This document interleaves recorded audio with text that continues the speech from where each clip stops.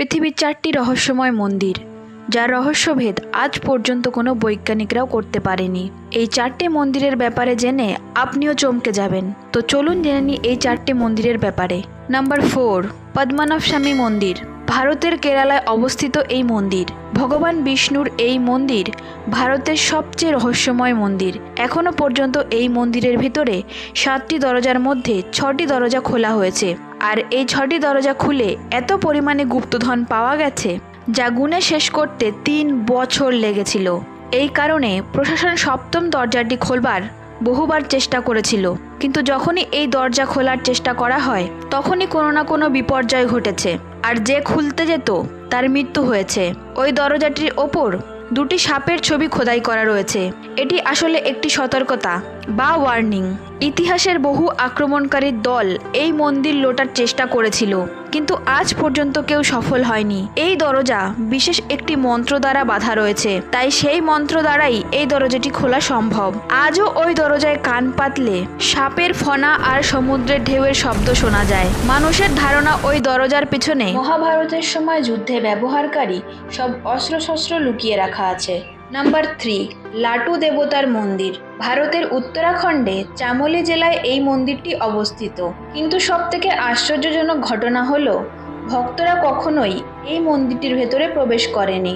মন্দির থেকে 30 ফুট দূরে বসেই সবাই লাটু দেবতার পূজা করেন, কারণ তারা মনে করে মন্দিরের ভেতরে গেলে তারা অন্ধ হয়ে যেতে পারে। এই মন্দিরের দরজাটি বছরে মাত্র একদিনই খোলা হয়, আর যখন এই মন্দিরটি খোলা হয় তখন শুধুমাত্র পূজারী এই মন্দিরের ভেতরে প্রবেশ করেন, কিন্তু তার চোখ বাঁধা অবস্থায়, কারণ তারা বিশ্বাস করে এই মন্দিরের ভিতরে স্বয়ং নাগরাজ থাকেন, আর তার মাথায় রয়েছে নাগমণি, আর ওই নাগমণি দিয়ে এত তীব্র রশ্মি বেরোয় যা সাধারণ মানুষের পক্ষে দেখা সম্ভব না, আর ওই আলোর দিকে তাকালে তারা অবশ্যই অন্ধ হয়ে যাবে। নাম্বার 2, কাকানমাথ মন্দির। মধ্যপ্রদেশের বাওয়াদিপুরাতে রয়েছে এই মন্দিরটি। হাজারো বছর পুরনো এই শিব মন্দিরের নাম হলো কাকানমাথ। এই মন্দিরটি খুবই অদ্ভুত এবং হাজারো রহস্যময় জিনিস দিয়ে ভরা। এই মন্দিরে না আছে কোনো দরজা আর না আছে কোনো জানালা, শুধুমাত্র পাথরের ওপর পাথর রেখে এই মন্দিরটি বানানো হয়েছে।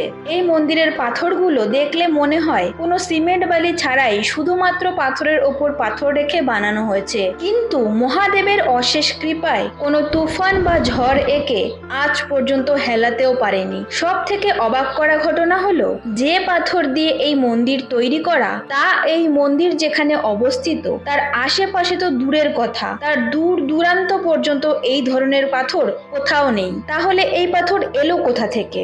বলা হয় যে এই মন্দিরের নির্মাণ এক রাতের মধ্যে ভূতেরা করেছিল, কিন্তু মন্দির বানানোর কাজ শেষ হবার আগেই ভোরের আলো ফুটে যায়, আর সেই কারণে মন্দিরটির কাজ অসমাপ্ত থেকে যায়। আর সেই কারণেই হয়তো মন্দিরটির আকৃতি অমন এবড়ো খেবড়ো। মনে করা হয় আজও এই মন্দিরে ভোলানাথের পুজো করতে রাতের বেলায় ভূতেরা আসে। নাম্বার 1, শ্রী মুরগান মন্দির। এই মন্দিরটি তামিলনাড়ুর কন্যাকুমারী থেকে 75 কিলোমিটার দূরে অবস্থিত। 17ই শতাব্দীতে ইংরেজরা এই মন্দিরটির ওপর আক্রমণ করে এবং মন্দিরের সমস্ত খাজানা আর ভগবান কার্তিকের মূর্তি চুরি করে নিয়ে সমুদ্র পথে পালাচ্ছিল। আর যখনই তারা সমুদ্রের মাঝখানে পৌঁছায় ঠিক তখনই হঠাৎ প্রবল বেগে ঝড় ওঠে। জাহাজের নাবিক তখন বলে এই সব ঘটনা ঘটছে এই মূর্তির প্রকোপে, এই মূর্তি আর সাথে করে নিয়ে যাওয়া যাবে না। তখন জাহাজের নাবিক ভগবান কার্তিকের মূর্তিটি সমুদ্রে ফেলে দেয়, তারপরেই ঝড় থেমে যায়। এই ঘটনার পরের দিন